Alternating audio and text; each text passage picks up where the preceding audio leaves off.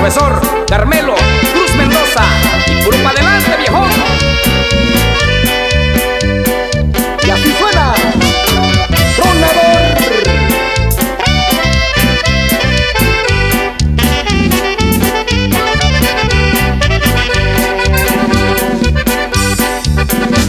¿De qué se admiran? ¿De qué?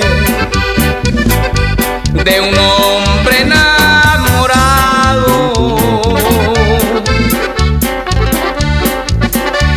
¿De qué se admiran de mí? Si ya el vicio me ha embrujado. Por una ingrata mujer me desvelo noche y día. ¿Qué les importa?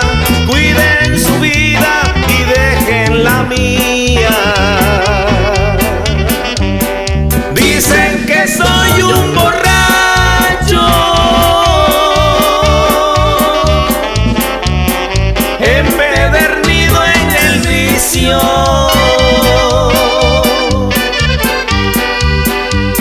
Si borracho soy feliz,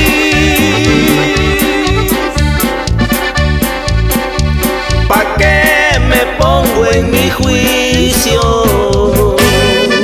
Y cántele bonito, tocayo Álvaro Monterrubio. Seguro mi cordero. Y ahora con el grupo Tronador de mi amigo Virgilio Canseco. Puro Colotepec, compa.